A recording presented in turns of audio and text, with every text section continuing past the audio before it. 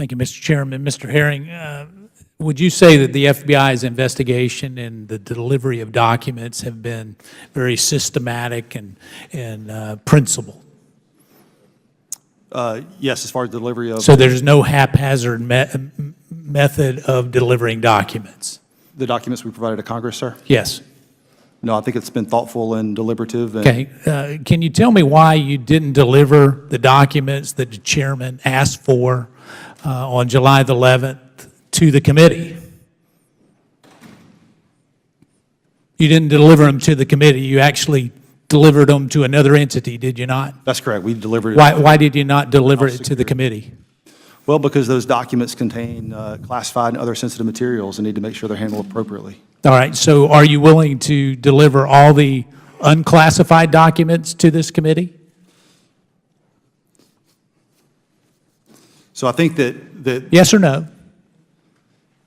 Because you can't have the first statement without the second statement. If the reason you sent it there was because it was classified, are you willing to give all the unclassified documents to this committee? So the documents that we Yes or no? we will give the... So we've given certain documents to the committee already. Yes or no? It is a real simple question. Will you give all the unclassified documents to this committee, since the reason that you gave them to somebody else was that there was classified documents? So the documents... Yes or no? The documents have the restrictions on them and... Yes or no? Why would they have, who placed the restrictions? You? No. FBI? Yes.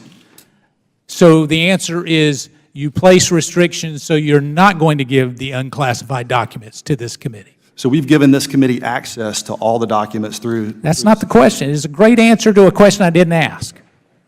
Are you willing to give the unclassified documents to this committee? All I can do is tell you that I'll take it back. All right, so let me ask you another question, because you said that it was systematic. I went to the classified room, and there's two big binders there. One binder had some documents. The second binder that we got from the FBI had more documents than the first binder, and yet they were supposed to be identical. Would you say that was... So I'd like to address this in the classified setting if I could. I think was that an oversight? I think the details are important of what the differences are. But we just asked for a second copy, so would that not be haphazard? It doesn't seem too methodical, because when we went page for page, they didn't match up. So who made the decision to give us a different set? I'd like to address that in the closed session, please. Well, let me just say this. There was 27 new emails. There was a number of different types of information that didn't seem to go, and I don't want to share anything classified, so you admit that the first set and the second set were not identical. They were not identical. There were some differences. Okay. So what were the non-classification agency equities that prevented the initial disclosure of the 27 emails that we got in the second batch? Again, classified session, I'd prefer to discuss. Were all of those from one agency? I would prefer to address it outside of this setting. Okay, I understand that all of those were from one agency. Is that correct?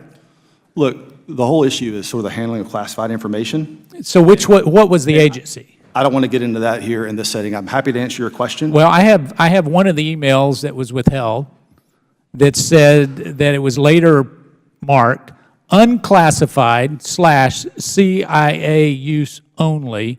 So was that your justification for withholding it? I'm sorry, I'm not sure I understand. Well, it said unclassified CIA only. So, Mr. Higgins, let me come to you. Did you read those emails that were in the second batch? Sir, I'd prefer to answer any questions about the classification review in a closed setting. All right. So no reason why they were withheld? I'd prefer to answer any questions about the classification All right. review in a closed So setting. I understand you're asking for those documents back. Is that correct?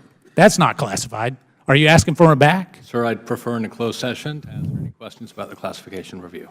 All right. Did Director Brennan talk to you about that, Mr. Higgins? Again, sir, I'd prefer to answer those questions. All right. I can see where this is leading. So let me finish by this saying, you have finished all the redaction. Is that correct, Mr. Herring, on what you gave us on the unclassified documents? the redaction, the copies that we got to see on those unclassified documents, are the redactions done?